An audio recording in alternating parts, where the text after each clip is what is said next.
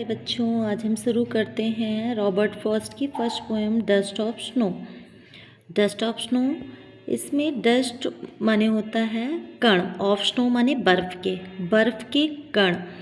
अब देखना, इसमें बहुत छोटी सी पोम है। इसमें कवि ने बताया है कि उसके दिन का जो बचा हुआ आधा दिन था, मतलब एक पूरे दिन में जो बचा हुआ आधा दिन था, वो किस तरीके से चेंज हो जाता है।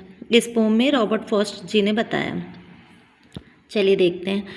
The way a crow shook down on me the dust of snow from a hemlock tree. The way माने उस रास्ते पे, अक्रो माने जो कौवा था, शूक डाउन का मतलब होता है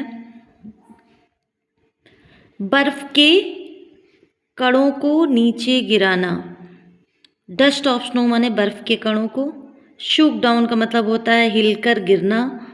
फ्रॉम अ होमलैक ट्री का मतलब होता है एक तरीके का एक ऐसा पेड़, जैसे कि आप क्रिसमस ट्री की तरह होता है ये एक पेड़, वो पेड़ है। उस पे कौवा बैठा होता है, एक डाल से दूसरी डाल पे जाता है तो कुछ बर्फ़ के कण जो हैं वो डस्ट के रूप में कवि के ऊपर गिरते हैं। हैज़ गिवन माई हार्ट, जिससे कि मेरा हृदय अ चेंज ऑफ मूड, मेरे हार्ट का जो मेरा हृदय है उससे मेरा पूरा ही मूड परिवर्तित हो जाता है। And save some part of a day I had rued. And saved माने जो बचा हुआ, सम पार्ट माने दिन का कुछ हिस्सा था, ऑफ अ डे माने दिन का, आई हैड रूड बर्बाद हुए दिन का जो बचा हुआ सम पार्ट था, कुछ समय था।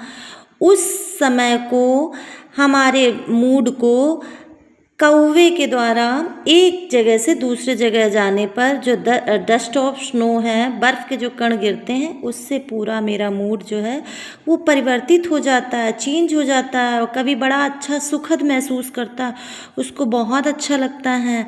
उसको ये लगता है कि ये ज़रूरी नहीं है। जबकि क्रो माने कौवा है जो होता है, कौवे को निगेटिव लोग आस्पेक्ट रखते हैं कि क्रो जो होता है, और होमलैक ट्री एक तरीके का ऐसा विषैला पेड़ होता है।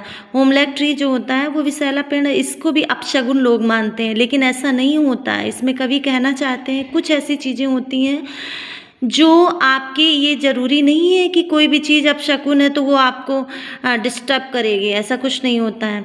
वो ये बताते हैं कि वो कौवा जो है मेरे माइंड को किस तरीके से, मेरे मूड को, मेरे दिल को किस तरीके से परिवर्तित कर देता है, जो मेरे दिन का कुछ बचा हुआ पार्ट था। इसलिए आप हमेशा पॉजिटिव थॉट में रहिए, पॉजिटिव विचार रखिए। ये ज़रूरी नहीं है कि आपके लिए हर जगह निगेटिविटी ही होगी। किसी निगेटिव एस्पेक्ट रखने वाले वस्तुएं भी आपको एक प्लेज़र दे सकती हैं, आपको खुशी दे सकती हैं। ये रॉबर्ट फ्रॉस्ट की पोम बहुत अच्छी पोम है, जिससे हम सब सीख ले सकते हैं। ठीक है।